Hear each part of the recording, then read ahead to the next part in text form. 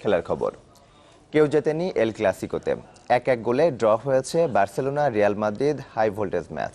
Messi রোনালদোর performance খুব একটা নজর কাড়েনি। লুইস সুয়ারেজের গোলে বার্সা এগিয়ে গেল শেষ মিনিটে সমতা ফেরেন সার্জিও রামোস। অক্ষুণ্ণ রাখেন লস ব্লাঙ্কোদের অপরাজয়ের ধারা। ফুয়ের্জা শাপেকোয়েন্সে, শক্তির নাম শাপেকোয়েন্সে।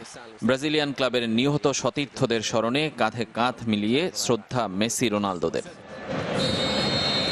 কিন্তু মাঠের লড়াইয়ের বাঁশি বেজে ওঠার সঙ্গে শুরু পুরনো শত্রুতার।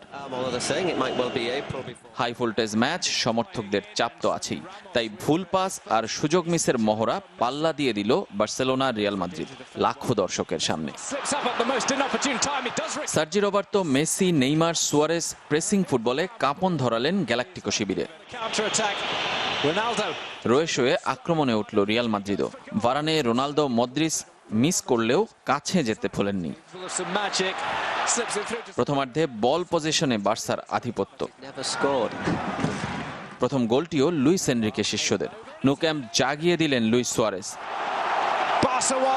নেইমারের সেট পিস থেকে সুয়ারেজের হেড সব বাধা ভেঙে দিল। রিয়াল গোলরক্ষক কেইলর নাভাসের কিছুই করার নেই। এগিয়ে থেকে দুরন্ত বার্সা ইনজুরি জয় করে 6 সপ্তাহ পর মাঠে নেমে ঝলক দেখালেন ইনিয়েস্তা। কিন্তু নেইমারের পর সহজ সুযোগ মিস করলেন মেসি, আর তার মাসুল দিতে হলো কাতালানদের। শেষ মিনিটে বার্সার গোলের ঠিক কার্বন কপি উপহার দিলেন লুকা মদ্রিচ সার্জিও রামোস জুটি। শেষ চেষ্টা করেছিল বার্সা, কিন্তু গোল লাইন থেকে হেডে ক্যাসেমিরো রক্ষা করেন রিয়ালকে। জিদান যুগে হারতে ভুলে যাওয়া রিয়াল মাদ্রিদ 33 ম্যাচ ধরে অপরাজিত। টানা 4 হোম ম্যাচ ড্র আর 6 পয়েন্টের ব্যবধান লিগ শিরোপাকে নিজেরাই আরো কঠিন করে ফেলেছে বার্সেলোনা। রেজওয়ানুজ্জামান, চ্যানেল 24।